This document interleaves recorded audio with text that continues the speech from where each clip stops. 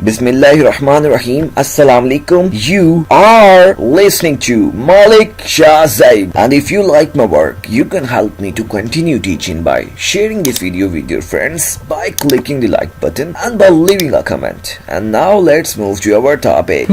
तो चलें अब हम डेटा स्ट्रक्चर के कोर्स को स्टार्ट करते हैं। तो डेटा स्ट्रक्चर के इस कोर्स को स्टार्ट करने से पहले आपको एक बात बता दूं कि इसमें C++ के बेसिक्स और ऑब्जेक्ट ओरिएंटेड प्रोग्रामिंग के कंसेप्ट यूज होंगे। तो इसलिए सबसे पहले आज की इस वीडियो में हम ये करेंगे कि C++ की बेसिक्स और ऑब्जेक्ट ओरिएंटेड प्रोग्रामिंग के जो कंसेप्ट हैं उसको एक दफा रिवाइज कर लेंगे। ठीक है, ओके। तो हम क्या करते हैं, जल्दी से C++ के बेसिक्स को रिवाइज कर लेते हैं।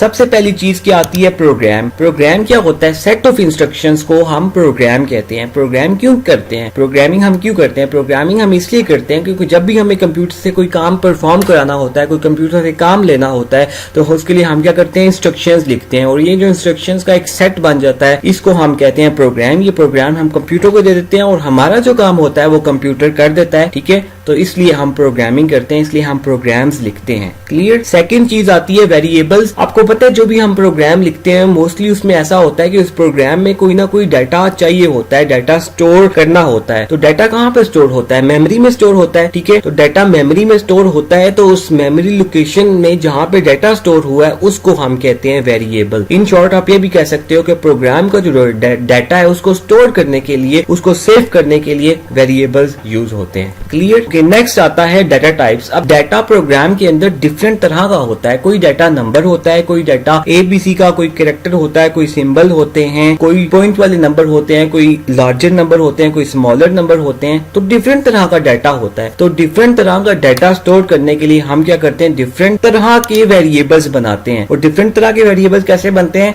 डाटा टाइप से बनते हैं। अगर आपने कोई नंबर स्टोर करवाना है, मैंने आपको बताया ना वेरिएबल डाटा को स्टोर करने के लिए यूज होते हैं। तो अगर हमने कोई नंबर स्टोर करवाना है तो उसके लिए इंट टाइप का वेरिएबल हम डिक्लेयर करेंगे। अगर हमें कोई जो ABC का अल्फाबेट स्टोर करवाना है, किसी का ग्रेड स्टोर करवाना है, तो उसके लिए हम कैरेक्टर टाइप का डाटा वेरिएबल डिक्लेयर करेंगे। तो डाटा टाइप्स की ये इंपॉर्टेंस होती है, ये हमें ये बताती है कि हमने कौन सी तरह का डाटा सेव करना है। ठीक। और उसके बाद आपको ये पता है कि कोई भी चीज स्क्रीन पे हमें डिस्प्ले कराने के लिए Cout की स्टेटमेंट यूज होती है और यूजर से इनपुट लेने के लिए Cin की स्टेटमेंट यूज होती है। क्लियर। ओके। उसके बाद आती है कंडीशनल स्टेटमेंट्स। कंडीशनल स्टेटमेंट का ये मतलब होता है कि ये ऐसी इंस्ट्रक्शंस होती है कि अगर कंडीशन ट्रू होगी तो ये उसके अंदर जो बॉडी में इंस्ट्रक्शंस लिखी हैं वो एग्जीक्यूट होगी। अगर कंडीशन ट्रू नहीं है, जो स्टेटमेंट है, जो इंस्ट्रक्शन है, वो एग्जीक्यूट नहीं होगी। कंडीशन स्टेटमेंट में आ जाती है इफ एल्स स्टेटमेंट के। इफ का मतलब है कि अगर कंडीशन ट्रू है तो ये एग्जीक्यूट करो, अगर कंडीशन ट्रू नहीं है तो आप एल्स वाली कंडीशन यूज करो। इफ एल्स कब यूज होती है, इफ एल्स उस वक्त यूज होती है जब आपके पास दो कंडीशंस हो, दोनों कंडीशन में से एक कंडीशन ट्रू हो क्या, और अगर वो कंडीशन ट्रू नहीं है तो उसके आप बता देते हो कंप्यूटर को क्या, अगर ये कंडीशन ट्रू नहीं है तो आप क्या करो, एल्स वाली स्टेटमेंट चला। उसके बाद आ जाती है नेस्टेड इफ एल्स। नेस्टेड का मतलब है ज्यादा। ठीक है, तो इसमें ज्यादा इफ एल्स आ जाती हैं। इसमें ये कब यूज होती है, उस वक्त यूज होती है जब आपके पास दो से ज्यादा कंडीशंस हो और आपको ये ना पता हो कि कौन सी कंडीशन ट्रू है। एनीवेज यहाँ तक जो मैंने आपको पढ़ाया है, मैंने बेसिक C++ के लेक्चर बनाए हैं, उसमें हर टॉपिक को डिटेल से बताया और हर टॉपिक के रिलेटेड 2-3 एग्जांपल्स करवाई हैं और फिर आपको सॉल्व करने के लिए टास्क दिए ताकि आप वो टास्क करो तो उससे आपकी प्रोग्रामिंग इंप्रूव हो। यहाँ तक जितना भी मैंने आपको बताया, इसके बाद हमने एक C++ की वीडियो में कार पार्किंग का प्रोजेक्ट किया था जिसमें ये programs, data types, Cin, Cout, ठीक है, वेरिएबल्स डिक्लेयर करना सिखाया, इफ एल्स और नेस्टेड इफ एल्स यहाँ तक हमने सीखा था उसके अंदर। तो वो कार पार्किंग का एक प्रोजेक्ट था, अगर आपने वो नहीं किया, इन दैट केस अगर आपकी प्रोग्रामिंग अच्छी नहीं है तो वो जरूर इंप्लीमेंट करने की खुद से कोशिश करना कि इससे आपकी प्रोग्रामिंग ज्यादा। इस वीडियो में जितनी भी जो वीडियोस आपको जरूरत है उन सब का लिंक मैं डिस्क्रिप्शन में दे दूंगा। ठीक है, ओके। उसके बाद आ जाते हैं लूप, फॉर लूप और व्हाइल लूप। ये किस लिए यूज होते हैं, ये रिपीटिशन के लिए यूज होते हैं। फॉर एग्जांपल एक काम को आपने 10 दफा करना है तो आप उसके लिए लूप लगा दो, वो क्या करेगा, उसी स्टेटमेंट को बार बार एग्जीक्यूट करेगा। एनीवेज लूप को हम वेरिएबल के साथ भी यूज कर सकते हैं। वो किस तरह यूज कर सकते हैं मैंने वीडियो में आपको बताया। ठीक है, एनीवेज लूप किस लिए यूज होते हैं, कोई भी काम है रिपीटिशन के लिए यूज होते हैं, किसी काम को बार बार रिपीट करने के लिए यूज होते हैं। इन other veg do while loop, while loop और फॉर लूप आप उस वक्त भी यूज कर सकते हो जब आपको यूजर कहता है कि मेरा प्रोग्राम 10 दफा सिर्फ चले, 10 से ज्यादा दफा ना चले, या 4 दफा चले, 5 दफा चले, तो आप क्या करोगे, 0 से वेरिएबल को इनिशियलाइज करोगे और कंडीशन में आप क्या करोगे, i is less than 5 कर लोगे तो वो प्रोग्राम आपका 5 दफा चल के बंद हो जाएगा। ठीक है, फॉर लूप और वाइल लूप आप इसलिए भी यूज कर सकते हो, ये वीडियो में मैंने आपको बताया भी है, जो मैंने फॉर लूप और वाइल लूप की वीडियोस बनाई है। इन अदर वेज नेक्स्ट आता है हमारे पास do while loop. Do while loop आपका क्या करता है, प्रोग्राम को एक दफा लाजमी एग्जीक्यूट करता है, ठीक है। और ये यूज कब करते हैं, ये सबसे इंपॉर्टेंट चीज है। यूज हम ये उस वक्त करते हैं जब आपको यूजर कहता है कि जब तक मैं वाई प्रेस करता रहूं तो मेरा प्रोग्राम चलता रहे, जब तक मैं 1 प्रेस करता रहूं तो मेरा प्रोग्राम चलता रहे। तो इन दैट केस ऐसे सिनेरियोज में आपने डू वाइल लूप लगाना है। तो यहाँ तक जो हमने पढ़ा है इसका मैंने एक प्रोजेक्ट C++ का बनाया है, कार पार्किंग प्रोजेक्ट, वो आप जरूर इंप्लीमेंट कीजिएगा। उससे क्या होगा, आपके ये जितने मैंने बताई ना चीजें, ये सारी आपकी उससे रिवाइज हो जाएंगी। क्लियर? ओके, नेक्स्ट आ जाते हैं फंक्शंस। फंक्शंस क्यों यूज होते हैं? फंक्शंस इसलिए यूज होते हैं, आपको पता है जब हम कोडिंग कर रहे होते हैं तो कोडिंग बहुत ज्यादा हो जाती है, जब प्रोग्राम बहुत लेंथी हो जाता है तो उसमें हमने कोई चीज को ढूंढना है कि मैंने कहाँ पे लिखी है, तो वो मुझे ढूंढने में बहुत मुश्किल होती है, क्योंकि प्रोग्राम तो बहुत 100, 200, 300 लाइंस का हो गया है, इतना लेंथी प्रोग्राम हो गया है। तो मैं किसी चीज को ढूंढता हूँ, प्रोग्राम में एडिटिंग करनी है, मैंने कोई चीज चेंज करनी है, कोई प्रोग्राम बना हुआ है, तो वो मैं लाइंस ढूंढता रहूंगा, एक एक लाइन करके मुझे देखना पड़ेगा यार कहाँ पे है, इतना कम्प्लेक्स हो गया प्रोग्राम, मुझे कुछ समझ नहीं आ रही होगी, ठीक है। तो उसके लिए हम क्या करते हैं, कम्प्लेक्सिटी को यानी प्रोग्राम, मुश्किल प्रोग्राम को हम क्या करते हैं, छोटे छोटे पार्ट्स में डिवाइड कर लेते हैं, और ये जो एक छोटा सा पार्ट होता है इसका कोई नाम दे देते हैं। फॉर एग्जांपल, अगर मैं किसी प्रोग्राम के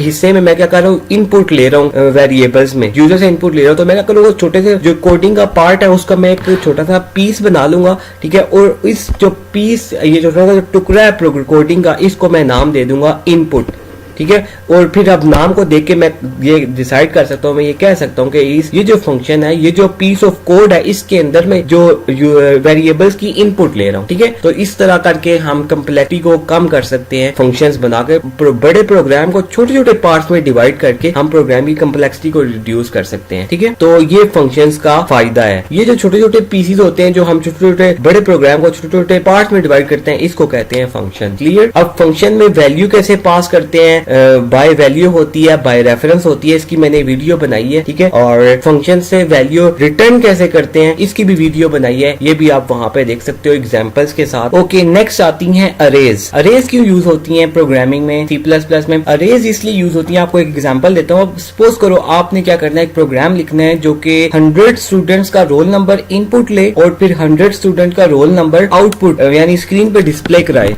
ठीक है। तो उसके लिए हम क्या करेंगे, अगर वेरिएबल्स को यूज करते हैं, क्योंकि 100 स्टूडेंट्स का डाटा आपने स्टोर कराना है ना, अगर वेरिएबल्स को वेरिएबल्स में स्टोर करना है तो वो क्या करना पड़ेगा, मुझे 100 स्टूडेंट के रोल नंबर्स के लिए 100 वेरिएबल्स डिक्लेयर करने पड़ेंगे, और फिर जब मैंने इनपुट लेना है तो 100 टाइम्स सी इन की स्टेटमेंट से इनपुट लेना पड़ेगा। अब जब डिस्प्ले करवाना है तो 100 टाइम्स सी आउट की स्टेटमेंट लगा के डिस्प्ले कराना पड़ेगा। तो वेरिएबल्स है तो 100 दफा लिखना बहुत मुश्किल है। अगर 100 की जगह 1000 स्टूडेंट्स होते तो फिर तो नामुमकिन सी बात थी, मैं सारा दिन बैठ के वेरिएबल्स डिक्लेयर करना पड़ता, 1000 वेरिएबल्स डिक्लेयर करता, 1000 सी आउट स्टेटमेंट लिखता और फिर सी इन 1000 टाइम्स करके स्टूडेंट की इनपुट लेना पड़ता। तो ये प्रॉब्लम थी। इस प्रॉब्लम को सॉल्व करने के लिए अरेज बनाई गई। अरेज से क्या होता है कि अगर जितने अपने वेरिएबल डिक्लेयर करने हैं ना, उतना आप साइज कर दो, ठीक है। सपोज करो मैंने 1000 वेरिएबल्स डिक्लेयर करने हैं या 100 वेरिएबल्स डिक्लेयर करने हैं, तो मैं क्या करूंगा, अरे डिक्लेयर कर दूंगा। इससे क्या होगा, अगट्ठे एक कंसेक्यूटिव एक के साथ जुड़े हुए मेमोरी लोकेशंस बनेंगी, यानी वेरिएबल्स अगट्ठे 100 वेरिएबल्स डिक्लेयर हो जाएंगे, अगट्ठे 1000 वेरिएबल्स डिक्लेयर हो जाएंगे, जितने मैं वेरिएबल्स डिक्लेयर करना चाहता हूँ। क्लियर? और उसके बाद मैंने जब इनपुट लेना है तो मैं क्या करूंगा, एक फॉर का लूप लगा लूंगा,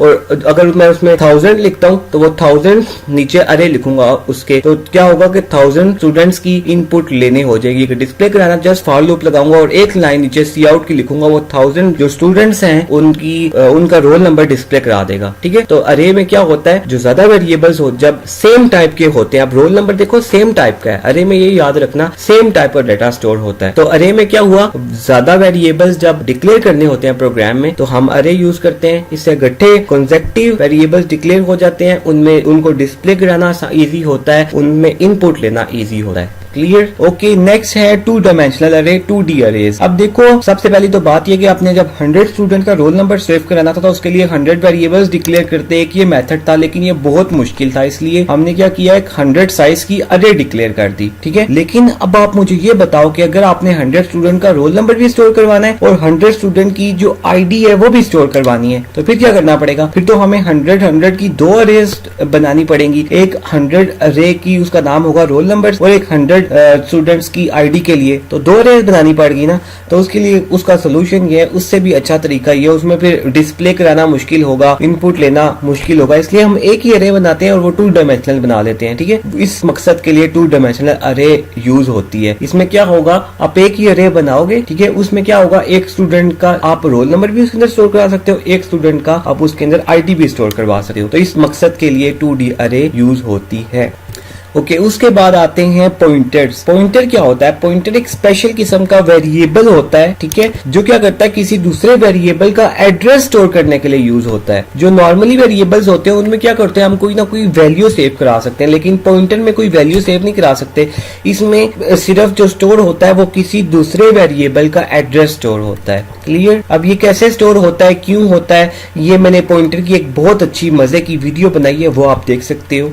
ओके, उसके बाद आते हैं स्ट्रक्चर। सबसे पहले आपको बताऊं स्ट्रक्चर की जरूरत क्यों पेश आई थी। अब देखो, अरेज में एक प्रॉब्लम थी। अरे की प्रॉब्लम ये थी कि इसमें सेम टाइप का डाटा आ सकता था। अब सपोज करो कोई ऐसा सिनेरियो है जिसमें आपने 100 स्टूडेंट का आईडी स्टोर करवाना है और उनका आईडी स्टोर करवाना है और उनका रोल नंबर स्टोर करवाना है, तो हम 2D अरे डिक्लेयर कर लेंगे। लेकिन अगर कोई ऐसा सिनेरियो आ जाता है, आपने 100 स्टूडेंट का नेम स्टोर करवाना है, आपने उनका आईडी स्टोर करवाना है, उनका रोल नंबर स्टोर करवाना है, ठीक है, और उनका CGPA भी स्टोर करवाना है। अब देखो, नेम क्या हो गया, करेक्टर हो गया, CGPA फ्लोट हो गया, और जो उनकी आईडी है वो इंट हो गया। तो डिफरेंट डाटा टाइप्स है ना, तो डिफरेंट डाटा टाइप्स के लिए अरेज यूज नहीं हो सकती। Arrays simple same data type के लिए यूज होती है। तो जो डिफरेंट डाटा टाइप्स के लिए यूज होता है उसको हम कहते हैं स्ट्रक्चर। अब स्ट्रक्चर क्या होता है, ये एक ऐसी डाटा टाइप होती है जो प्रोग्रामर खुद बनाता है अपनी मर्जी से, बहुत सारे डिफरेंट वेरिएबल्स को कंबाइन करके, उसको कहते हैं स्ट्रक्चर। क्लियर? इसका जो सिंटैक्स होता है वो कुछ इस तरह का होता है। देखो, मैंने कहा है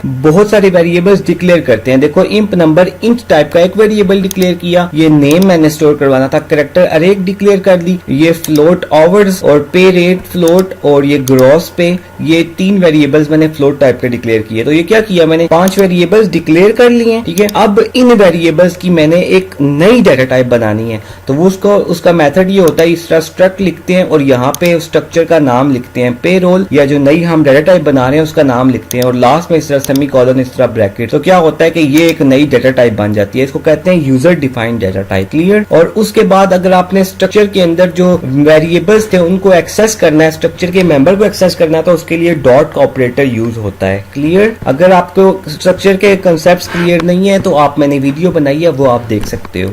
ठीक, ओके। उसके बाद आती है class. Class object oriented programming का कंसेप्ट है। इसमें बेसिकली क्लास क्या होती है, ये भी एक यूजर डिफाइंड डाटा टाइप होती है, यानी यूजर खुद बनाता है, और इस डाटा टाइप में और स्ट्रक्चर में भी, स्ट्रक्चर को भी तो यूजर खुद बनाता है ना। दोनों में डिफरेंस क्या है? दोनों में डिफरेंस ये है कि स्ट्रक्चर में फंक्शंस नहीं होते और क्लास में फंक्शंस होते हैं, ये बस दोनों में डिफरेंस है। उसके अलावा क्लास में हमें और भी बड़े अच्छे फीचर्स मिलते हैं, वो ये है कि ऑब्जेक्ट ओरिएंटेड प्रोग्रामिंग के, वो ये कि क्लास में हम डाटा को अपने सिक्योर कर सकते हैं, पब्लिक, स्टैटिक और प्रोटेक्टेड करके, ठीक है। डाटा को हम सिक्योर कर सकते हैं, डाटा क्लास के आउटसाइड यूज नहीं हो सकता, एक्सेस नहीं हो सकता। इस कॉन्सेप्ट को कहते हैं इनकैप्सुलेशन, जो कि मैंने वीडियो में बताया। उसके बाद मैंने ये बताया कि क्लास के और स्ट्रक्चर के ऑब्जेक्ट्स कैसे क्रिएट करते हैं, एग्जाम्पल के साथ, इसकी भी वीडियो बनाई है, वो आपको मैंने बताया है, आप वो देख सकते हो। उसके बाद आता है कंस्ट्रक्टर। कंस्ट्रक्टर क्या होता है? कंस्ट्रक्टर एक ऐसा फंक्शन होता है जो जैसे ही हम क्लास का ऑब्जेक्ट क्रिएट करते हैं तो ये ऑटोमेटिकली खुद ही कॉल हो जाता है, इसको कॉल करने की जरूरत नहीं पड़ती जिस तरह बाकी फंक्शंस को हम कॉल करते हैं। सेकेंडली, इसका नेम बिल्कुल क्लास की नेम जैसा होता है, और थर्ड, इसकी कोई रिटर्न टाइप नहीं होती। उसके बाद आ जाता है कंस्ट्रक्टर ओवरलोडिंग। कंस्ट्रक्टर ओवरलोडिंग ये होता है कि हम क्लास के अंदर एक से ज्यादा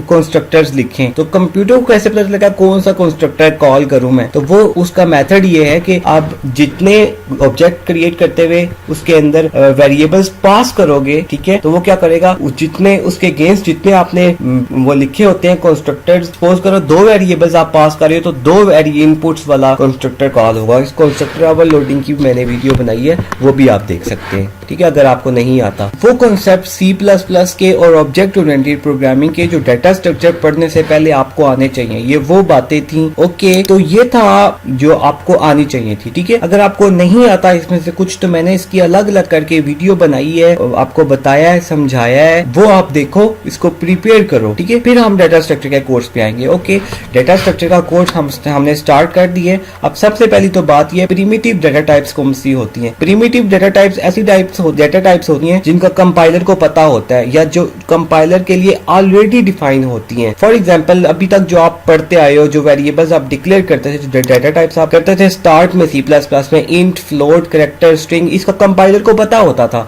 इसकी डिफाइन करने की आपको जरूरत नहीं थी। इसको क्या कहते हैं? Primitive data type. Clear? Okay, next आता है नॉन प्रिमिटिव डाटा टाइप, या आप इसको कह सकते हो एब्स्ट्रैक्ट डाटा टाइप्स। ये कौन सी होती हैं? ये ऐसी डाटा टाइप्स होती हैं जिनका कंपाइलर को नहीं पता होता। ये वाली वो डाटा टाइप्स होती हैं जो प्रोग्रामर खुद क्रिएट करता है। ठीक है, कैसे प्रोग्रामर क्रिएट करता है? ये स्ट्रक्चर से प्रोग्रामर क्रिएट करता है या क्लास से प्रोग्रामर क्रिएट करता है। ठीक है, तो इनको हम क्या कहते हैं? Primitive, non primitive data type या तो फिर एब्स्ट्रैक्ट डाटा टाइप। तो आज की इस वीडियो के लिए इतना ही। ये जो टॉपिक्स मैंने आपको बताए हैं, थोड़ी सी आपकी रिवीजन करवाई है, इसको आप अच्छे से प्रिपेयर कीजिएगा। यही वाले कंसेप्ट डाटा स्ट्रक्चर के पूरे कोर्स में बार बार यूज होंगे। ठीक है, तो अगर आपको इन टॉपिक्स में से किसी में कोई प्रॉब्लम है तो आप उसको अच्छे से करके प्रिपेयर कर लो, ताकि नेक्स्ट वीडियो से जब हम डाटा स्ट्रक्चर का कोर्स स्टार्ट करें उसमें फंक्शन यूज होंगे, अरेज हम यूज करेंगे, क्लासेस यूज करेंगे, कई जगह पे स्ट्रक्चर यूज करेंगे, कंस्ट्रक्टर होंगे, तो वहां पे आपको प्रॉब्लम्स का सामना ना करना पड़े। क्लियर? ओके, अब आपके लिए एक छोटा सा टास्क है जिसमें क्लास का कंसेप्ट, कंस्ट्रक्टर का और फंक्शंस वगैरह बना के आपने लिखने हैं। थोड़ा सा मैं आपके लिए पढ़ देता हूँ ताकि आपको इसको सॉल्व करने में आसानी हो। कहते हैं imagine a tool booth at a bridge, यानी एक ब्रिज है और वहां पे टूल बूथ है। ठीक है, टूल बूथ क्या होता है? वो जो एक जगह सी बनी होती है रोड के ऊपर। ठीक है,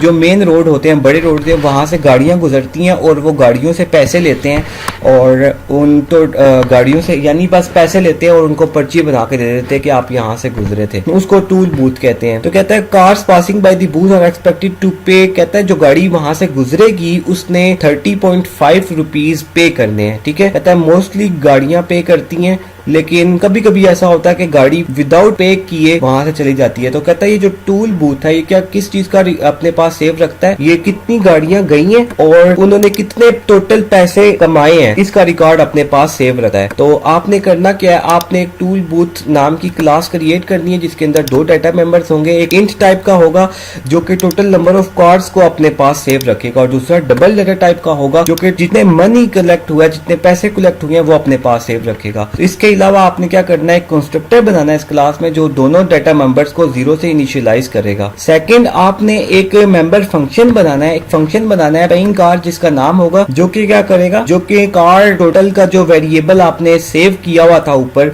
इसको इसमें एक 1 ऐड करेगा और जो अमाउंट होंगी जितने पैसे होंगे उसमें इतने पैसे ऐड कर देगा। थर्ड, आपने एक और फंक्शन बनाना है नो पे कार्ड, जो कि क्या करेगा? तो टोटल नंबर ऑफ कार्ड्स को इंक्रीमेंट करेगा, लेकिन कैश में यानी पैसे में कुछ भी ऐड नहीं करेगा। जैसा कि उसने ऊपर क्वेश्चन में बताया कि कुछ गाड़ियां ऐसी होंगी जो कि पैसे पे नहीं किए करेंगी लेकिन ऐसे ही गुजर जाएंगी उनके लिए। और फाइनली आपने क्या करना है? एक मेंबर फंक्शन बनाना है डिस्प्ले का, जो कि जो टोटल नंबर ऑफ कार्स को भी डिस्प्ले करे और जो पैसे टोटल हैं उनको भी स्क्रीन पे डिस्प्ले करे। क्लियर? तो ये आपका टास्क है। फिर मिलेंगे नेक्स्ट वीडियो में, और अगर इस वीडियो में कुछ समझ ना आया हो तो आप कमेंट करके पूछ सकते हैं। ठीक है, तो अल्लाह हाफिज, अपना ख्याल रखिएगा।